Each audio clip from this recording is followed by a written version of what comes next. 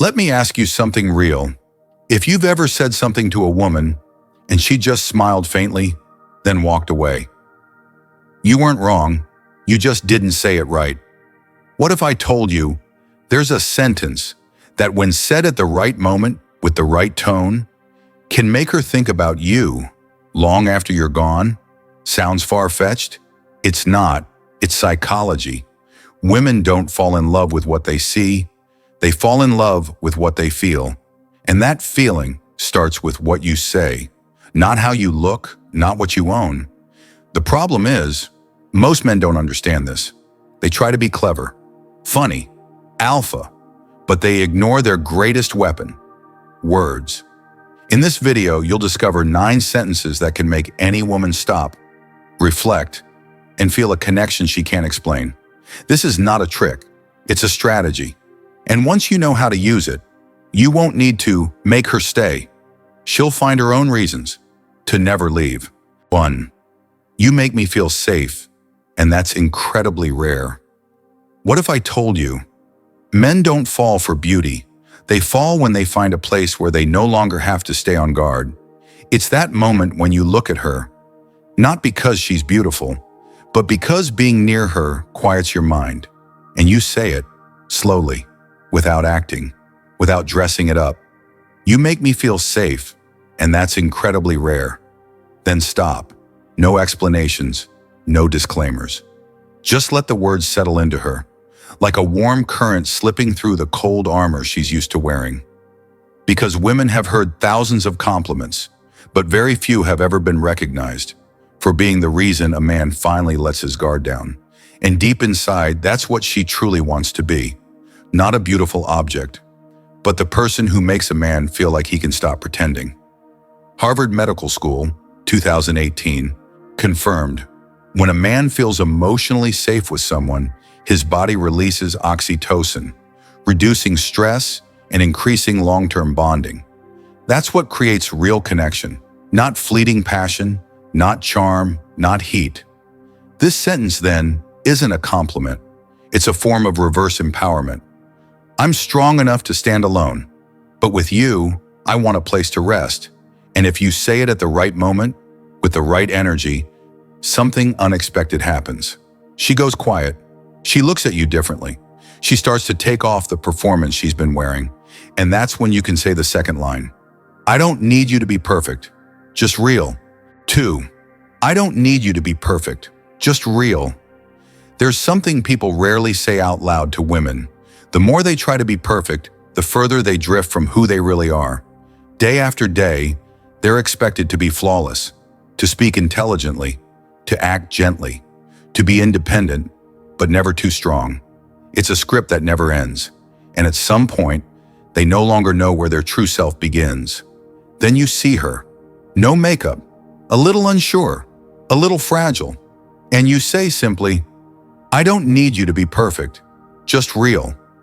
That moment doesn't need background music, just the silence that follows your words and the way your eyes never look away. What catches her off guard isn't just what you say, it's the way you look at her, without trying to control, without judging, without trying to fix. Dr. Kristen Neff from the University of Texas found that women experience self-criticism at 2.5 times the rate of men when they feel they're not good enough. You have no idea how many times she's blamed herself for just one moment of not being perfect. And now you're doing something the outside world rarely does. You don't need her to try. You just want her to be here. Present, real. Living from the part of herself she's been hiding for years. This isn't a compliment. It's not a line. It's a mindset. A mindset of someone training himself to be still. Someone who doesn't manipulate emotions and refuses to be led by them. A Stoic man doesn't demand people to always make sense. He understands. Humans are complex. He only asks one thing. In that realness, is there a truth we can build something lasting upon? And when she stops performing, when she no longer holds herself together, when she shows you her contradictions, her sharpness, the sides no one ever praised, that's when you truly see her, and you smile gently and say the next line. I like the way you think. It makes me rethink everything. 3. I like the way you think.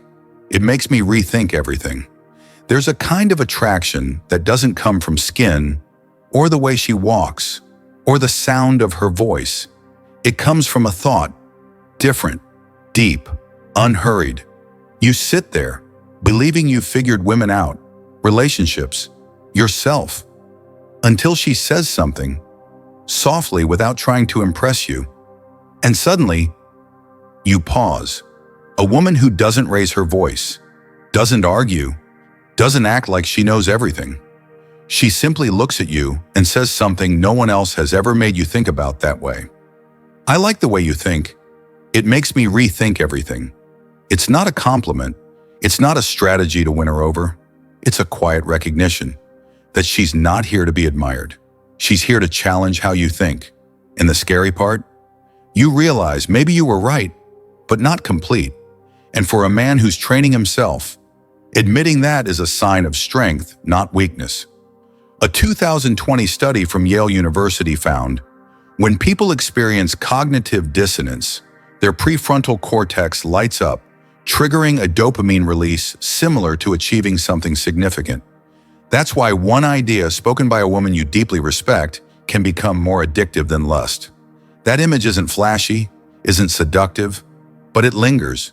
A woman who's intelligent and doesn't need to win. She's not trying to be right. She just wants you to truly think. And you look at her as if seeing her clearly for the first time. This isn't someone I can teach. This is someone I have to walk beside. A man who lives by Stoic principles doesn't seek someone to validate his ego. He seeks someone who can make him set it down without feeling threatened, because that's where true growth begins. And when you know her deeply enough to value the way she thinks, you're strong enough to hear what she won't say unless she truly trusts you. I don't need you to agree. I need you to be honest. 4. I don't need you to agree. I need you to be honest. Everyone says a good relationship needs agreement. But what's the point of agreement if it's just a quiet nod to avoid conflict? There's something far more important. Honesty. Not polite honesty, but the kind of honesty that makes two people sit down and face something uncomfortable together. She says, "I'm fine," but her eyes don't meet yours. She smiles at your idea, but there's something in that smile that doesn't sit right. Everything seems peaceful, but something feels off. Something feels not real. So you stop. You don't avoid anymore. You look at her and say, "I don't need you to agree. I need you to be honest." No raised voice, no demand. Just a man grounded enough to endure short-term discomfort in exchange for long-term truth. A 2021 study from the Journal of Social Psychology found relationships with a high level of freedom to disagree are 2.4 times more likely to form lasting emotional bonds compared to relationships that avoid conflict altogether. Because deep down, people don't need someone who always agrees. They need a space safe enough to disagree and not be left. Have you ever done that? Pretended to agree just to keep the peace? Nodded your way out of a moment and felt a quiet ache inside? She has too. And maybe you've never made her feel safe enough to stop pretending. A Stoic man doesn't need the world to agree with him. He only needs the truth, because he understands. Truth may sting for a moment, but pretense silently destroys everything it touches.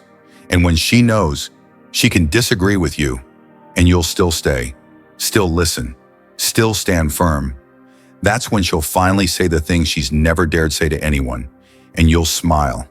Place your hand over your heart and say, "I could live without you, but I don't want to." 5. I could live without you, but I don't want to. There's a thin line between real love and attachment, between connection and dependence, between choosing someone and needing someone to survive. Most people confuse the two. They say, "I can't live without you," as if it proves how deep their love is. But if love makes you lose the ability to stand on your own, that's not love. That's dependence. One day she'll ask you, with words or just her eyes, "What would you do without me?" And you won't need to act. You won't need to say something from a movie. You'll just say the one thing that's true for you. "I could live without you, but I don't want to." That sentence doesn't beg. It doesn't pressure. It doesn't plead. It's simply the declaration of a man who's learned to stand alone, but chooses to stay because he truly wants to. A study by David Buss from the University of Texas found that women are often drawn to men who can live independently, but still choose connection, because that kind of love triggers a sense of safety and respect, not control or possession. This is the paradox of real attraction. The one who doesn't need you but still chooses you is the one you never want to lose. And here's what most people miss. If you make her feel like you can't live without her, you become a burden. But if she sees that you could continue living your life, yet you choose her freely day after day, that's a kind of feeling no one wants to lose. A Stoic doesn't love from emptiness. He loves from fullness. He doesn't love to fill a hole inside. He loves to share peace and multiply it. I don't need you to live, but this world is so much better with you in it. And if you look at her that way, without trying to possess, without holding on too tightly, just fully present, she'll begin to believe, with you, she doesn't have to perform to be kept. She just has to be herself. And that's enough, to be chosen. And once you understand what makes someone truly worth choosing, you'll start to see beauty in everything she's been through. Even if you don't know the full story, I respect the way you've made it through, even if I don't know everything you had to face. 6. I respect the way you've made it through, even if I don't know the whole story. Every woman you meet is carrying a story she hasn't told, a part of her, hidden, buried, or silently forgotten. You see the smile, but not the times she had to bite her lip to keep it. You see her strength, but not the nights she stitched herself back together in silence. And the worst thing you can do is judge her based on what you think you understand. In a mature relationship, no one is obligated to retell every piece of their past. Some things aren't hidden. They're just too painful to revisit. And you, as a man who's trained himself in stillness, you don't need to know everything, but you do need to be deep enough to respect what you don't know. I respect the way you've made it through, even if I don't know the whole story. That sentence doesn't demand. It doesn't push her to open up. It's how you place your hand on her dignity and say, I know there are things you're not saying, but I'm still here, and I don't need explanations to keep believing in you. Have you ever met a woman, and you just knew she'd been through something heavy, but didn't ask because you were afraid to touch the part of her she was protecting? And so you stayed silent. You walked past it. Maybe you thought that was respect, but maybe you missed something real.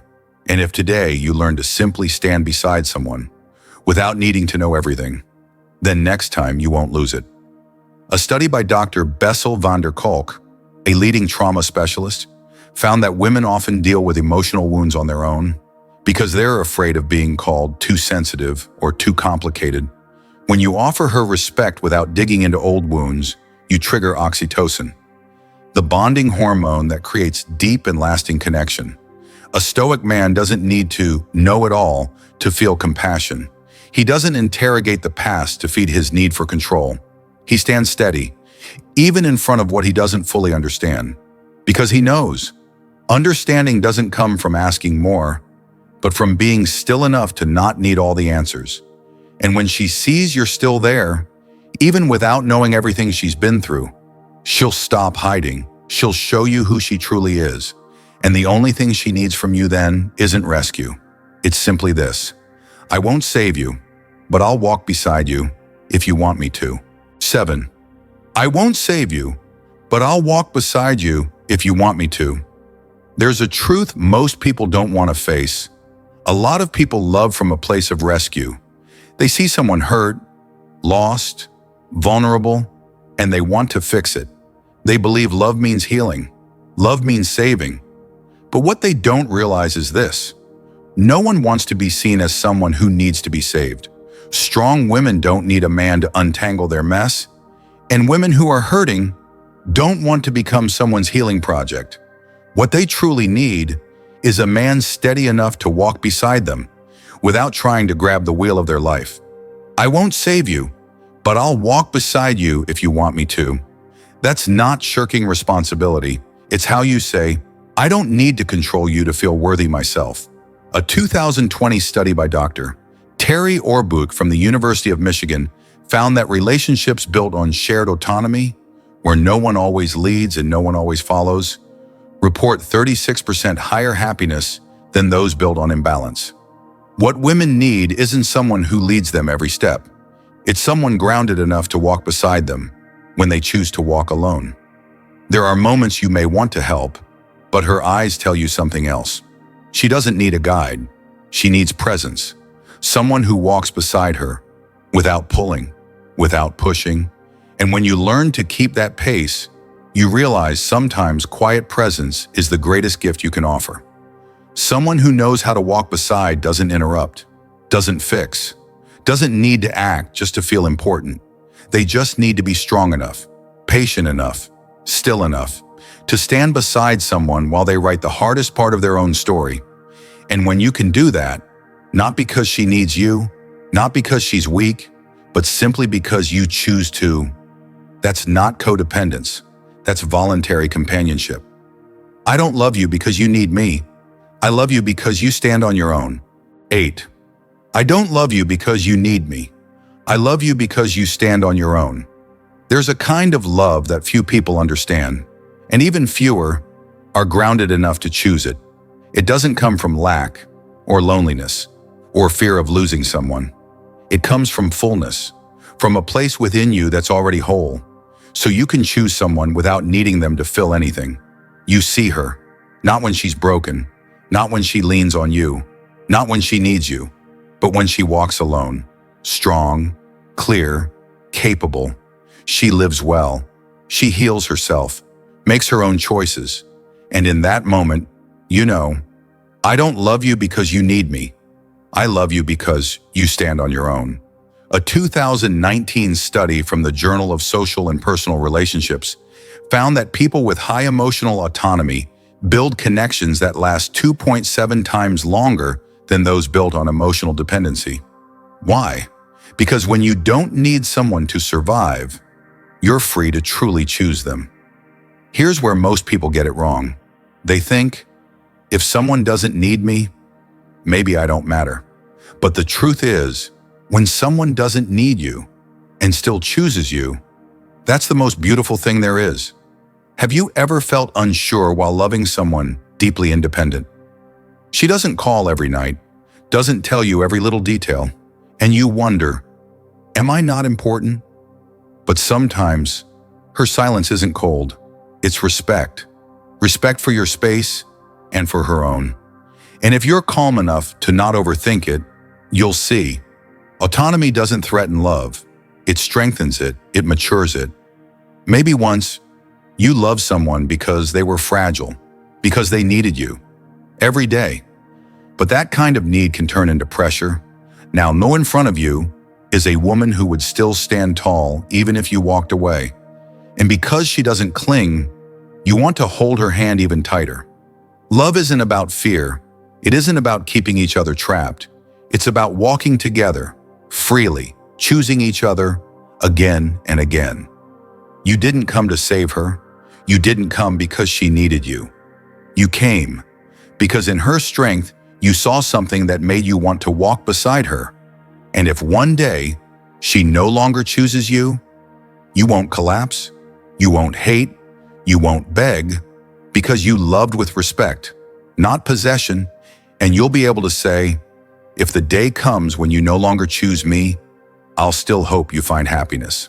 9. If the day comes when you no longer choose me, I'll still hope you find happiness. No one likes to think about the day the person they love might walk away. But the paradox is this: mature love is always prepared for that day, not because it's pessimistic, but because it understands. People change, and not everything we love today will remain the same tomorrow. You might have once believed that if someone truly loved you, they'd never leave. But the longer you live, the more you realize. Not all love ends in betrayal. Sometimes it simply completes its role. And if one day she no longer chooses you, not because you failed, not because she changed, but because your paths no longer run side by side, you don't cling, you don't blame, you don't beg for another chance. You just look at her calmly and say, If the day comes when you no longer choose me, I'll still hope you find happiness. A study from Harvard, the longest-running study on adult development, found something powerful. People aren't happiest because they keep every relationship. They're happiest because they learn when to let go without losing themselves. Have you ever felt that? Someone left, and you didn't know why. You thought you had to say something, do something, fix something, but eventually you saw the truth. The one thing worth holding on to wasn't the other person, it was your dignity. That's not easy, because biologically your brain, especially the amygdala, reacts to heartbreak as if you're losing a limb. You feel hollow, you feel shaken. But if you understand it's natural and still choose to respond with grace, not wounded reaction, then you've already won. You don't need to be chosen forever to feel worthy, because the love you gave didn't come from lack. It came from wholeness. And if someone once chose you, once truly loved you, once walked beside you for a time, then no matter how long the road lasted, you can still wish them well without bitterness. I won't try to hold you back, because if you wanted to stay, you wouldn't be leaving. But still, I hope the best things in life find you, even if they no longer include me. That's not a sad ending. It's a kind one. And sometimes, kindness is the clearest proof that the love was real. In the end, love isn't about holding on. It's about knowing when to let go without losing yourself. If you've made it this far, you probably understand. Love isn't built on promises of forever. It's not about dramatic gestures or cinematic lines. Love, once it reaches a certain depth, becomes quieter, slower, and deeper. It doesn't cling. It doesn't chase. It doesn't try to turn someone into who you want them to be. It simply means being present, being honest, and being willing to walk away if the other person no longer wants to stay. That's not indifference. That's inner freedom. The kind of freedom Stoicism teaches. Don't try to control what's beyond your reach. Only control how you respond and live in a way that leaves no regret. If you've ever loved from a place of fear or need or pressure, maybe now is the time to love differently, with clarity, but not coldness, with self-worth, but not arrogance, with boundaries, but always kindness. And if one day you meet a woman who can stand on her own, don't try to remove the shoes she walks in, just walk beside her, at her pace.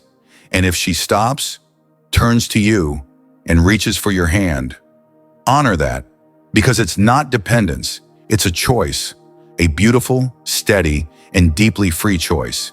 Because in the end, strength isn't about holding everything together, it's about still choosing to love, even after learning how to let go. If this video made just one person pause and think differently about love, then share it, not for views, but so there's one more person who knows how to love without causing harm. And if you'd like more messages like this, subscribe, or just leave a single dot in the comments. I don't need you to agree with everything. I just need you to be here and be honest. Thank you for watching all the way through. May you be strong enough to love and peaceful enough to let go when it's time.